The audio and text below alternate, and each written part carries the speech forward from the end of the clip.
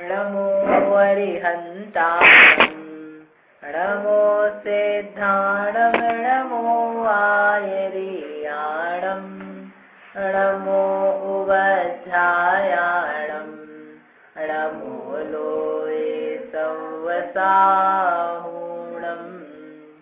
नमः श्रीवर्धमानाय निर्धूतकलिलात्मने सालोकानां त्रिलोकानां यद्विद्यादर्पणायते। ये मांगलिक ग्रंथ है श्री रत्नकरण शावकाचार्य के रचयिता आचार्य भगवान श्री समंत भद्र स्वामी है। इसमें 7 अधिकार है। सबसे पहला अधिकार है सम्यक दर्शन अधिकार। सम्यक दर्शन का यहाँ पर लक्षण बताया था। सम्यक दर्शन किसे कहते हैं?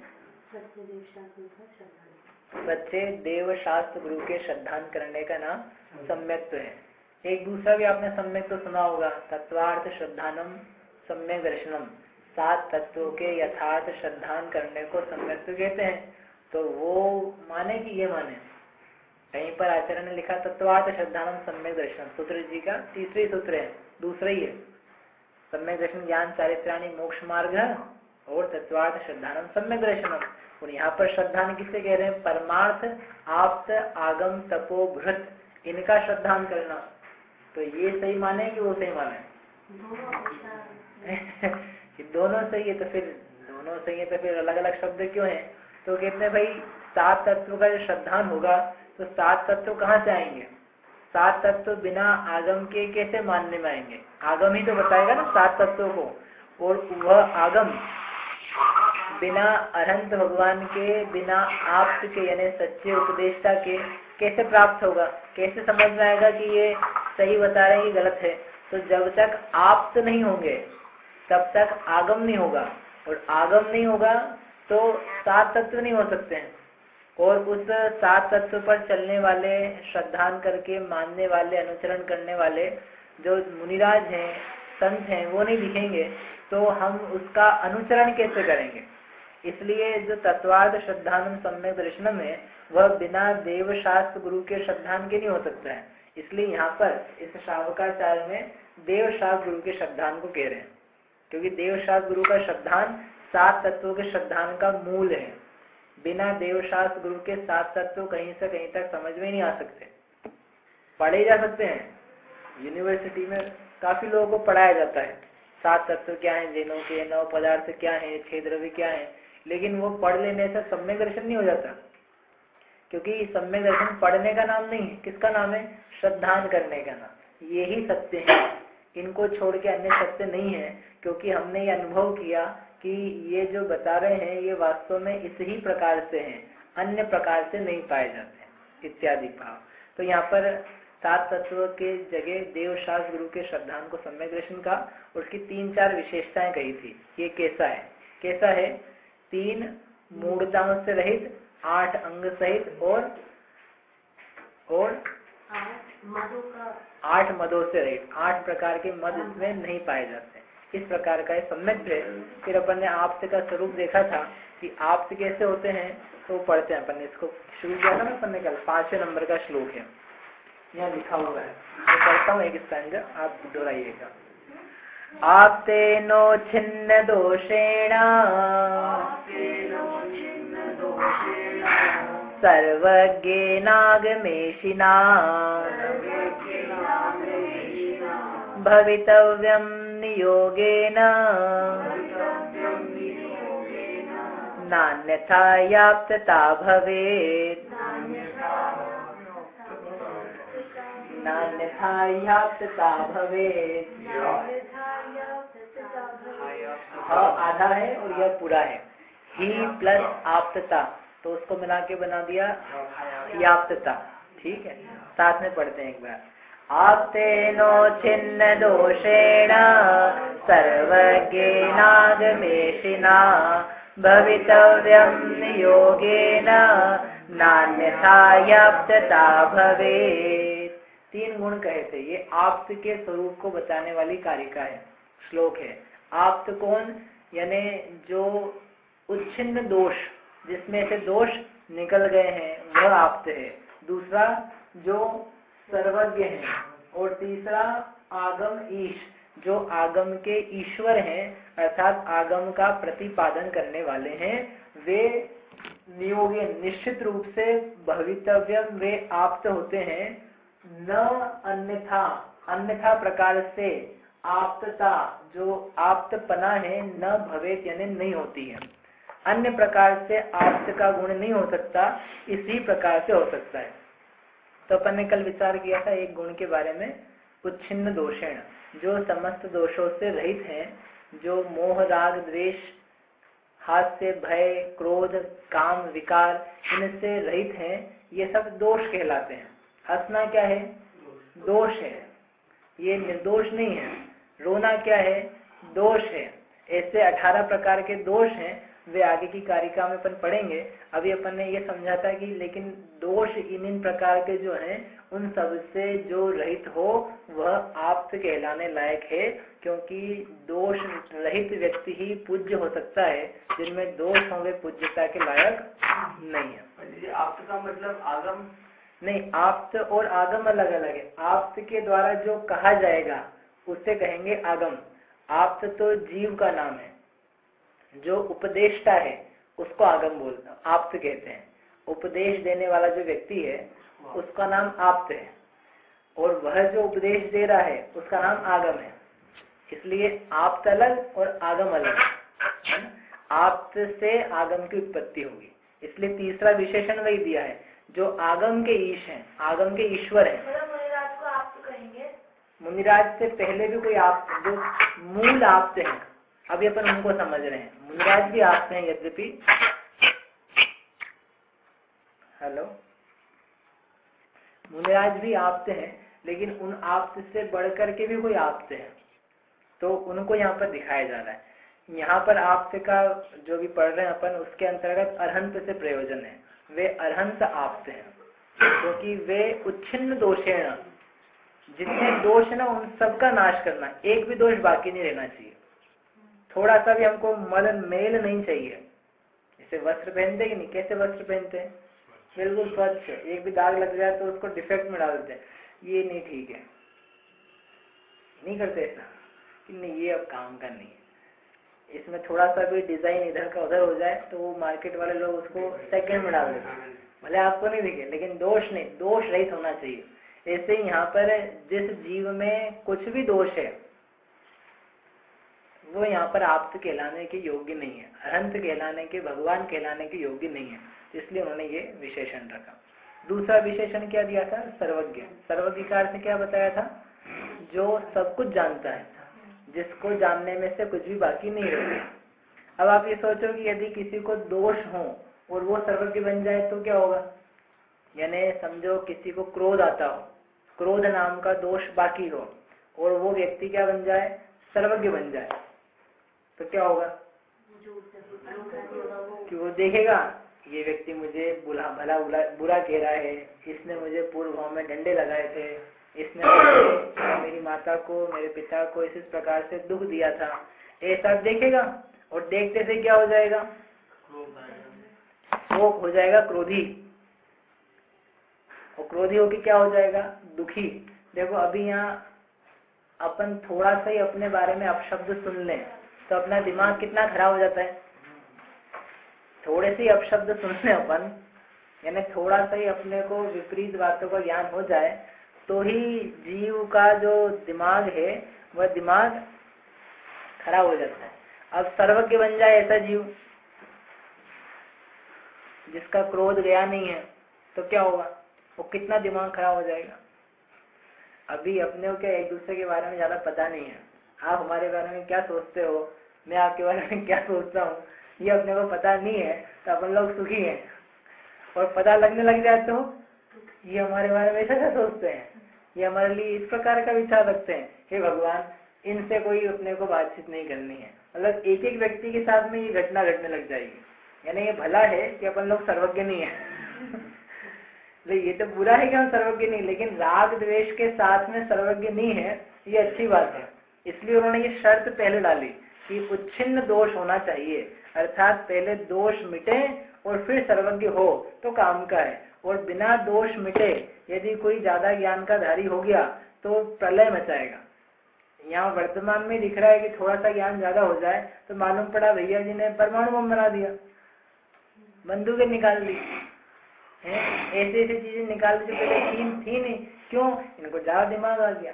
पहले के लोगों के पास भी ज्ञान था, उनको भी समझ थी कि इन पुद्गलों की शक्ति से क्या क्या बनाया जा सकता है, लेकिन उन्होंने बुद्धि नहीं लगाई, उन्होंने इधर उधर खोजबीन नहीं करी।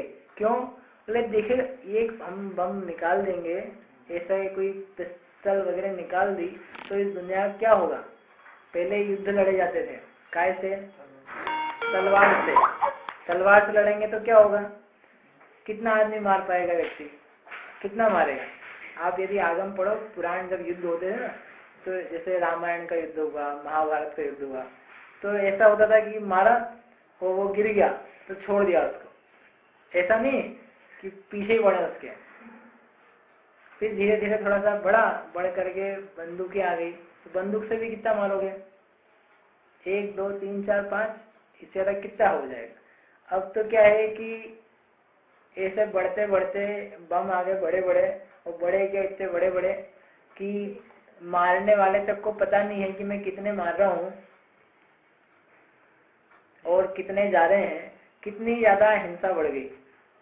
तो पहले के लोगों ने आविष्कार नहीं किया, बारूद का आविष्कार नहीं किया, बम का नहीं किया, तोप का नहीं किया, आविष्कार किए उन्होंने अध्यात्म संबंधी, अपनी आत्मा की उपलब्धि अधिक विशेष रूप से कैसे हो गए, जगत के जीवों को सुख की उपलब्धि कैसे हो गए। अपने को ऐसा लगता है कि ये सब चीज आई ना, टीवी, मोबाइल, इंटरनेट और संचार के साधन, तो ये सब बहुत नए हैं और पहले के लोग तो बिल्कुल बुद्धू थे। और अभी अपन जो लोग अपने पास टेक्नोलॉजी है वो कहाँ पहले थी? भगवान महावीर के पास कहाँ इतना ज्ञान था? क्यों? जो अपने पास है, ये मोबाइल था क्या उनके पास? वो बात कर सकते थे क्या यहाँ बैठ करके विदेश क्षेत्र में? वो नहीं कर सकते थे। अपन तो देखो विदेश में कर लेते हैं, विदेश में भले नहीं कर पाए। तो लोगों को ऐसा लगता है कि अरे अपने उनके पास कुछ नहीं था। भाई अपने पास आ गया है तो उसका फायदा क्या हो रहा है? अपने दुख के साधन बन रहे हैं कि सुख के बन रहे हैं? और अपने लिए वे हिंसात्मक प्रक्रियाओं का कारण बन रहे हैं कि अपने लिए सुख के साधन बन रहे हैं। तो अपन देखेंगे तो ये पाएंगे कि जो जो तकलीफ, समस्याएं, रोग आदि पहले नहीं थे वे तेजी से ज्यादा बढ़ रहे हैं। नए नए रोगों की खोज कर रहे हैं ना, तो रोगों की खोज क्यों कर रहे हैं? रोग हो रहे हैं, पहले नहीं थे। क्यों नहीं थे? क्योंकि इन्होंने रोगों को जन्म देने की वस्तुओं की स्थापना नहीं करी थी। उनको पता था, सर्व के ज्ञान में दिखता था कि ये जितनी वेव्स हम बनाएंगे, जितना ज्यादा इनका मूवमेंट होगा, उतना ज्यादा इस जीव का शरीर खराब होगा। उन्होंने कहा नहीं बनाना, हमको पता है कैसे बनाया जाता है। भगवान महावीर जब सर्वज्ञ हुए होंगे तो उनको ध्यान में नहीं दिखा होगा मोबाइल कैसे बनाते हैं, कंप्यूटर कैसे बनाते हैं। तो बता भी दे। वो एक ग्रंथ है अपने यहाँ जिसका नाम है वीर्य प्रवाद, द्वादशांग के अंतर्गत 14 पूर्व में वीर्य प्रवाद। वीर्य मतलब होता है शक्ति, और उसमें है शक्ति किसकी क्या क्या कितनी है। पुद्गल के परमाणु की शक्ति कितनी है, स्कंद की शक्ति, स्कंद यानी पुद्गलों का पिंड, उसकी शक्ति कितनी है, प्लास्टिक कैसे बन सकता है, पेट्रोल की शक्ति कितनी है, तेल की शक्ति कितनी है। ये जितने जितने अलग अलग प्रकार के स्कंद हैं, इन सब की कितनी कितनी शक्ति है, इनसे क्या क्या किया जा सकता है, क्या बनाया जा सकता है, कितनी तबाही मचाई जा सकती है और कितना अच्छा काम किया जा सकता है। ये सब उस वीर्य प्रवाद नाम के ग्रंथ में है। आत्मा की शक्ति का भी वर्णन है उसमें। आत्मा की शक्ति कितनी है, आत्मा का बल कितना है।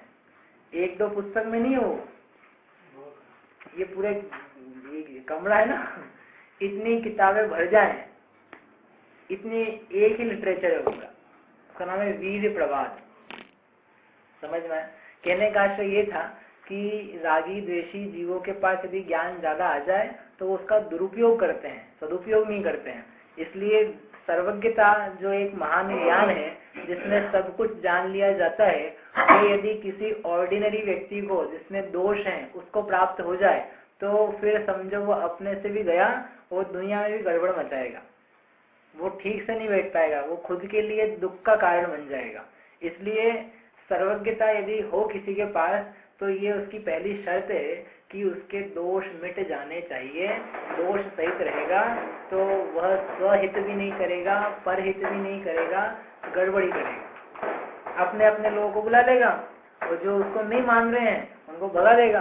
तो सारी जगत की राग द्वेषी जो परंपरा है वो बनी रहेगी, कर्म का बंध भी होता रहेगा, फिर बड़ा विचित्र हो जाएगा। सर्वज्ञता लेके क्या केंद्रीय में जाएगा, समझ में। इसलिए आप्त के दो गुण बताएं, उच्छिन्न दोष और दूसरा सर्वज्ञ। तीसरा फिर उन्होंने कहा आगमेश। आगमेश यानी आगम का ईश। ईश यानी होता है स्वामी, ईश्वर। जैसे अपन कहते हैं ना सर्वेश, परमेश, नरेश, सुरेश, रमेश, ये क्या है? ये सब ईश्वर है। रमा का जो ईश हो वो रमेश, सुर का जो ईश हो वो सुरेश, नर का जो ईश हो वो नरेश, अर्चेश। आपका आप देख लेना समझ में आया? तो ऐसे आगमेश, आगमेश यानी जो आगम का ईश्वर हो। आगम का ईश्वर यानी आगम को प्रतिपादन कर सकता हो। तो आगम किसे कहना, आगे आगम की परिभाषा आएगी। संक्षेप में आगम ये है जो वस्तु तत्व का प्रतिपादन करे। जो जगत में पदार्थ हैं उन पदार्थों को वैसा का वैसा बताए, उसमें कुछ भी घाल मेल नहीं करे, उसमें कुछ मिक्सचर नहीं करे, अपने मन से नहीं जोड़ दे और कुछ एक्स्ट्रा जो जोड़े नहीं और जो है उसमें से निकाल नहीं दे। जैसे पदार्थ हैं, जैसा उनका स्वभाव है, वैसा का वैसा उसको डिस्क्राइब करे और साथ में जीव के लिए हित रूप हो। ऐसा नहीं हो अकेला कि बस सही सही बता दिया। सही सही बताने के साथ में कैसा होना चाहिए? हित रूप। क्योंकि सही सही तो बहुत सारी बातें होती हैं। जैसे ही बताया ना परमाणु बम कैसे बनता है, ये भी सही बात है। तो फिर उसको पढ़ेंगे तो वो भी आगम। 2 और 2 4 होते हैं, 5 और 5 10 होते हैं, तो वो भी सब भी आगम है। अपनी जितनी मैथ्स की बुक है तो वो सब भी क्या बन जाएंगी? आगम बन जाएंगी। कि नहीं, आगम अकेला सही होता है इतना ही नहीं, वह जीव के लिए वास्तव में हित का कारण होता है, जिसको प्राप्त करके जीव अपने कर्म रूपी दुख को अथवा आकुलता रूपी दुख को मिटाए, उसका नाम आगम है। ये आगम आगे 5-6 विशेषणों के साथ बताएंगे। ये इस प्रकार का जो आगम है, उनके जो ईश्वर है उसको अपन कह पाएंगे आप्त। इसको अपनी भाषा में कहे तो अपन कहते हैं ना भगवान किसे कहते हैं? तो 3 विशेषता कहते हैं, वीतरागी, सर्वज्ञ और उन्हीं को यहाँ पर इन 3 शब्दों में रखा है।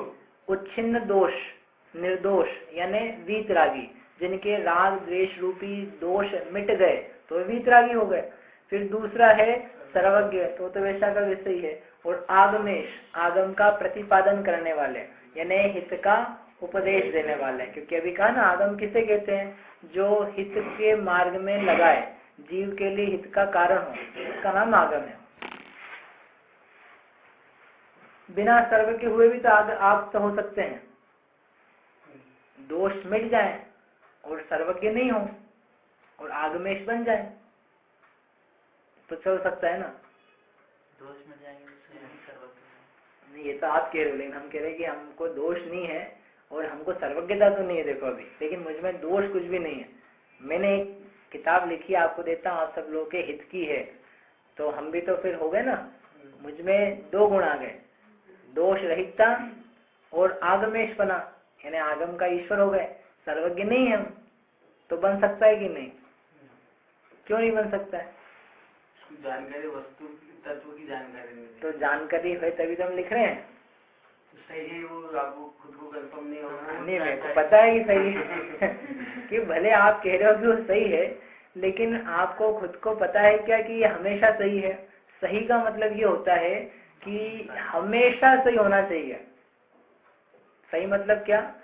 जब जब भी समय देखा जाएगा, भूतकाल, भविष्यकाल, वर्तमान काल, इस क्षेत्र में, विदेश क्षेत्र में, किसी भी देश, किसी भी काल में जो कहा है वो कैसा होना चाहिए? सत्य ही होना चाहिए, असत्य नहीं होना चाहिए। उसका नाम है कि ये सत्य आप बता रहे हो। यदि ऐसा है कि अभी तो ठीक है, अभी 1-2 साल, 5 साल, 10 साल के लिए चलेगा, और 20 साल बाद क्या होगा पता ही नहीं। जैसे आजकल की दवाइयां हैं, बोले एक काम करो आप, एक व्यक्ति बोला आंखों का ऑपरेशन करा लो, होता ना लेजर ऑपरेशन, बोले करा लो, मैंने केस क्या होगा उससे, चश्मा आपका हट जाएगा। मैंने चश्मा तो हट जाएगा लेकिन ऐसा नहीं हो कि मेरी आंखें हट जाए। बोले नहीं नहीं, सक्सेसफुल है, बहुत लोगों के अच्छे हो रहे हैं। कितने साल से हो रहे हैं? तो बोले बहुत सालों से हो रहे हैं। कितने बहुत साल? बोले 10 साल हो गए। 10 साल हो गए तो ठीक है, लेकिन 50 साल बाद क्या होगा इनको पता है क्या? वो जो ऑपरेशन हुआ है उसका इफेक्ट 50 साल बाद क्या होने वाला है, ये वो लिख करके दे सकते हैं क्या? ऑपरेशन करने वाला लिख के दे सकता है 50 साल तक आपकी आंखों में कुछ भी गड़बड़ नहीं होगी। उल्टा बल्कि ये लिखवाते हैं वो ऑपरेशन कराने के पहले कि कुछ भी हो जाए तो हमारी कोई गारंटी नहीं है। तो 50 साल की छोड़ो, वो तो तत्काल तक की नहीं ले रहे हैं। तो वो आगुविश ऐसे लोग कैसे हो सकते हैं? कहने का मतलब कि जो काम आप कर रहे हो या कह रहे हो उसके बारे में आपको पूरी सत्य जानकारी तो हो कि इसके बाद साथ वर्तमान में क्या होगा, भविष्य में इसका क्या मूल्य होगा, भविष्य में इसकी क्या उपयोगिता है और इससे क्या कार्य बनेंगे, ये सत्य भी हो पाएगा कि नहीं? जो आज हम कह रहे हैं वो भविष्य में सत्य रह पाएगा कि नहीं? तो ये सत्य असत्य तो वो ही कह सकता है जिसने भविष्य देखा हो, जिसने भूतकाल देखा हो और जानता हो, और जानने के बाद में कहे तो बन सकता है। बिना जाने कहेगा तो झूठ ही होगा। अंदाजे से कह दे नहीं हो सकता है ऐसा हो जाए, हो सकता है कल बारिश हो, ऐसा ऐसा हो, थोड़े बहुत लक्षण लिख दिए ऐसा होगा तो इस देश में ये व्यक्ति राज करेगा, जो व्यक्ति राज करेगा उसका नाम र से चालू होगा, उसके नाम में र आएगा। ऐसे बहुत सारे फितूर लोगों के चलते रहते हैं। तो ऐसा अज्ञान पूर्वक कथन कहेगा तो उसमें आगमपना नहीं बन पाएगा।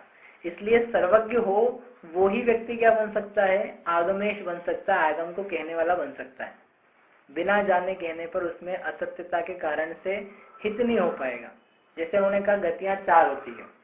अब बताओ अपन 100 साल पहले जाएंगे और पूछेंगे गतियां कितनी होती है, तो क्या उत्तर आएगा? 4। अच्छा, भगवान महावीर स्वामी से पूछो महाराज गतियां कितनी होती है? 4। शांतिनाथ भगवान से पूछो, थोड़ा बहुत पीछे जाके असंख्यात वर्ष पहले गए, उनसे पूछो गतियां कितनी होती है? 4। आदिनाथ भगवान से पूछो गतियां कितनी होती है? 4। ये क्या बात है, एक जैसे उत्तर दे रहे हो? अलग अलग उत्तर आना चाहिए तो मजा आएगा है।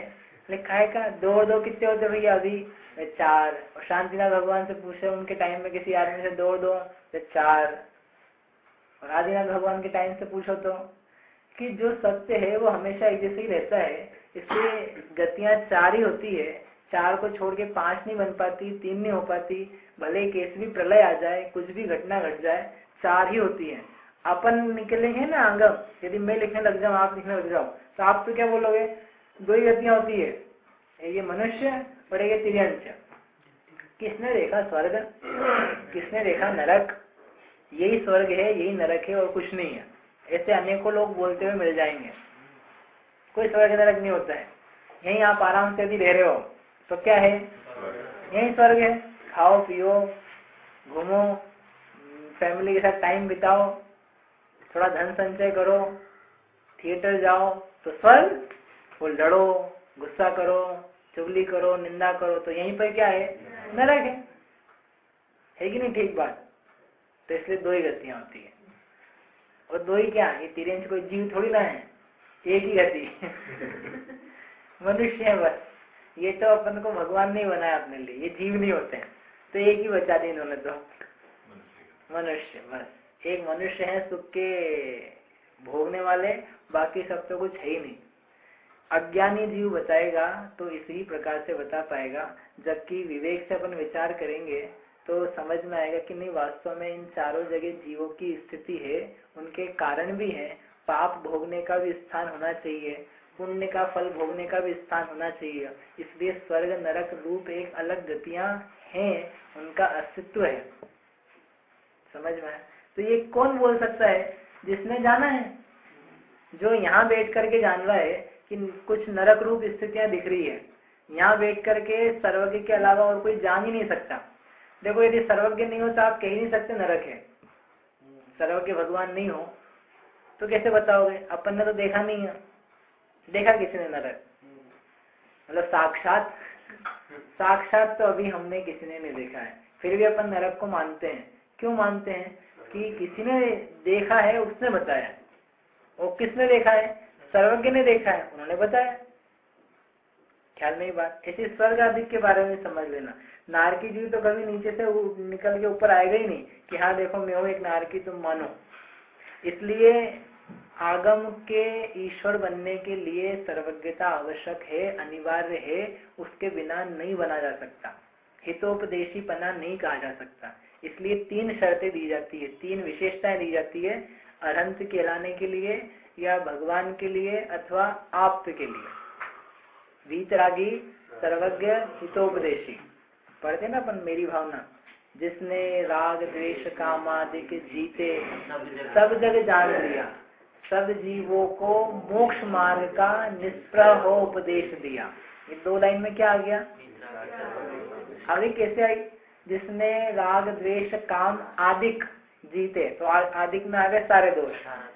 काम, जिसने राग द्वेष काम, तो 3 तो ये, और आदिक में जितने वो 15 बज गए वो आ गए। जिसने जीत लिए, उच्छिन्न दोष हो गया, निर्दोष हो गया, सब जग जान लिया, सर्वज्ञ हो गए, और मोक्ष मार्ग का सब जीवों को उपदेश दिया निष्प्रह होकर के। स्प्रह यानी इच्छा, और नी यानी उससे रहित, इच्छा रहित होकर के सभी जगत के जीवों को उपदेश दिया। यानी ये भेदभाव नहीं किया, आप अपनी पार्टी के हो, आप तो आ जाना, आप लोग भी थोड़ा चढ़ावा चढ़ाते हो, आप भी आ जाना, लेकिन आप क्या है, ठीक नहीं हो, आप बाहर ही खड़े रहना, आपको हम अंदर नहीं प्रवेश देंगे, आप हमारी पार्टी के नहीं हो। ऐसी स्प्रहा नहीं है किसी को, उनको स्प्रहा यानी इच्छा से जो रहित है, निष्प्रह है। क्यों निष्प्रह है? उच्छिन्न दोषेण, दोष उनके मिट गए हैं। इसके कारण से जो हितोपदेशी पद को प्राप्त हुए हैं। देखो यदि राग द्वेष रहेंगे तो हितोपदेशी नहीं हो सकते। क्यों? आप देखोगे इनको क्या बोलना है, इनको क्या बोलना है, इनको क्या बोलना है। जैसे घर में 4 लोग बैठे हो ना, तो विचार कर करके व्यक्ति बोलता है अभी 3 ऐसे लोग बैठे हैं, इनके सामने ऐसी बात करनी है, फिर एक चला जाए उनमें से, फिर अब बात करने का टाइप चेंज हो जाएगा। 2 लोग और आ जाए तो फिर क्या होगा, तो टाइप चेंज हो जाएगा। जैसे जैसे लोग बदलते रहेंगे, आप देखना बात करने का तरीका बदलता चला जाता है। नहीं होता ऐसा? ऐसे होता है ना। घर हो, मित्र हो, जॉब हो, ऑफिस हो, दुकानदारी हो, कहीं भी हो, लोगों के बदलते हुए व्यक्ति के बात करने का तरीका बदलता चला जाता है। यानी वह हितोपदेशी रूप कार्य नहीं कर सकता। राग द्वेष चल रहे, किसी किसी को क्या क्या बातें बना बना करके बोलेगा। तो हितोपदेशी बनना है, तो हितोपदेशी में तो हम देख ही नहीं रहे, हमें तो एकमात्र एक ही काम करना है, हित का उपदेश देना है। और 1-2 को नहीं, जितने जो आ रहे हैं सबको प्राप्त हो जाए। क्योंकि मेरे राग द्वेष कुछ बचा ही नहीं, तो जब राग द्वेष नहीं बचेगा तभी हितोपदेश दिया जा सकता है, ये सिद्ध हुआ। इसलिए ये क्रम है, वीतरागता, सर्वज्ञता, हितोपदेशिता। बिना वीतरागता के सर्वज्ञता पैदा नहीं हो सकती, पैदा हो जाए तो अपन ने विचार किया दोषपूर्ण है। बिना सर्वज्ञता के हितोपदेशिता बन नहीं सकती, क्योंकि यदि सर्वज्ञता के बिना हितोपदेशी होने लग जाए तो ये गलत भी बोल सकते हैं, झूठ भी बोल सकते हैं, क्योंकि पता नहीं ना। देखो झूठ 2 कारण से बोला जाता है, ये आपने विचार किया होगा पहले। क्या 2 कारण है? भय से और लोभ से, बस 2 ही। स्वार्थ से है तो लोभ में आ गया, और राग द्वेष।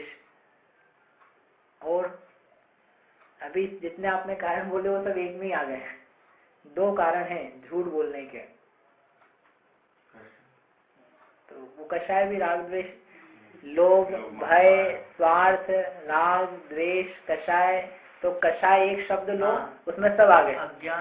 अज्ञान और मोह और अज्ञान। कषाय है ना। देखो आपसे पूछा, एक बच्चे से पूछा किसी ने, पिताजी की सैलरी कितनी है, कितना कमाते तुम्हारे पिता? बहुत सारा। बोले कितना बहुत सारा? बोले इतना सारा। अरे इतना सारा कमाते हैं क्या? इतना सारा कमाते उसने बोला, तो उसने झूठ बोला, उसको पता नहीं उसने बोला लेकिन झूठ। तो क्यों बोला उसने झूठ? तो अपने आप को बड़ा दिखाना था क्या? उसको पता ही नहीं बड़ा छोटा क्या होता है। उसने जो झूठ बोला है उसको पता ही नहीं है, उसने तो बस बोल दिया अपने मन में आकर के। तो अज्ञान के कारण से, ज्ञान नहीं था उसको। और एक कोई बड़े व्यक्ति से पूछे, क्यों तुम्हारे पिताजी कितना कमाते हैं? अब इसने सोचा मैं बता दूंगा कि मेरे पिताजी तो इतने ही कमाते हैं, तो ये मुझे क्या समझेगा। तो इसने बड़ा चढ़ा के बोल दिया 50,000 रुपये महीना हमारे पिताजी कमाते हैं। कमाते नहीं थे इतना, 5 ही कमाते थे। तो अब इन्होंने क्यों बोला? अब इन्होंने लोभ से, मान कषाय से प्रेरित होकर के बोला। तो इन्होंने बोला कषाय से झूठ। इन्हें 2 कारण हो गए, कषाय से और अज्ञान से। यानी हम यदि झूठ बोल रहे हैं, इन 2 कारणों में से एक कारण होगा। वो कषाय में यानी क्रोध से, मान से, माया से, लोभ से, भय से, हंसी में, भय के कारण, जुगुप्सा के कारण, किसी से प्रेम है उसके कारण, वेद के कारण से, इन अलग अलग कारणों से झूठ बोला जाता है। तो एक शब्द में उसका नाम कषाय है। और दूसरा कारण हो गया अज्ञान। जो ये 2 विशेषण कहे हितोपदेशी के पहले, वो उन दोनों का निराकरण करने के लिए कहे। उन्होंने कहा उच्छिन्न दोष, दोषों से रहित, यानी क्या हो गया?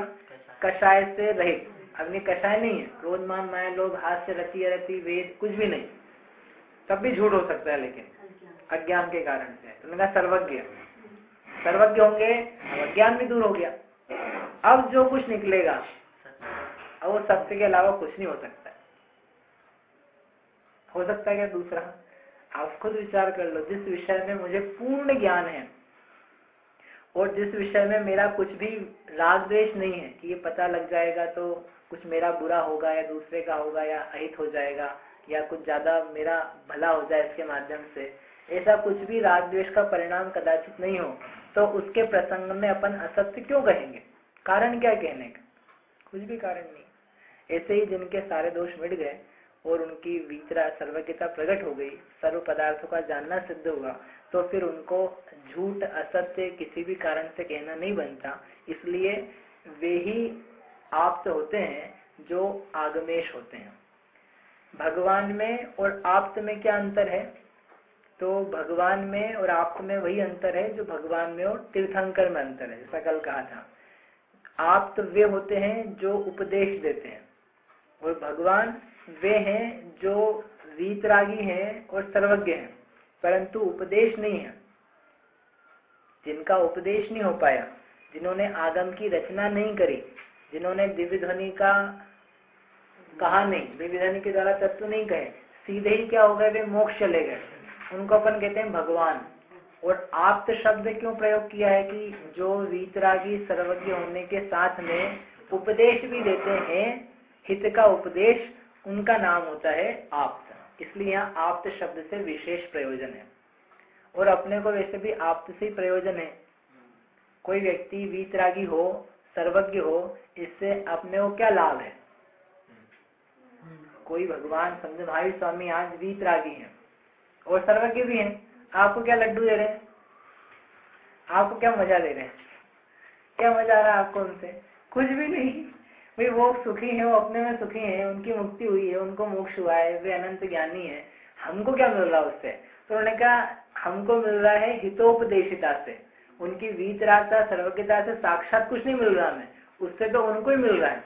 ये तो उनके खुद के गुण है, लेकिन जो ये हितोपदेशिता कही, इनसे हमारा और उनका संबंध स्थापित हो रहा है। यदि वे हितोपदेशी नहीं हो तो हम क्यों उनको याद करेंगे? आप विचार करो, अपन 24 तीर्थंकरों को खूब याद करते हैं, खूब उनकी पूजा करते हैं, उनके कल्याणक बनाते हैं, और उनके अलावा बहुत सारे भगवान हुए हैं। जितने ये तो 24 से हुए हैं, 24 से असंख्यात गुने इसी वर्तमान काल में भगवान बने हैं। उनको कोई याद ही नहीं कर रहा है। क्यों नहीं याद कर रहा है?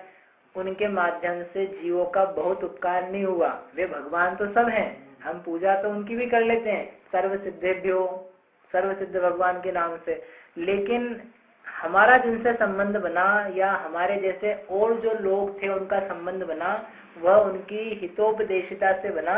इसलिए उसके माध्यम से हम 24 तीर्थंकरों को विशेष याद करते हैं। समझ में ही बात? तो ऐसा ये भगवान में और आप्त में अंतर समझना।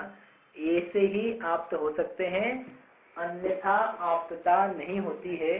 अब आप कल विचार करके आना कि इनको छोड़ करके अन्य को आप्त माना जाए तो मान सकते हैं कि नहीं। यहाँ तो कह दिया नहीं मान सकते, लेकिन फिर भी हम मानना चाहें तो क्या होगा, उसमें क्या अच्छी या बुरी बातें हो सकती है, या विचारना। उसके बारे में चर्चा करके अपन फिर आगे दोष क्या है, कितने हैं, और वे दोष वास्तव में दोष क्यों हैं, इसके बारे में पढ़ेंगे।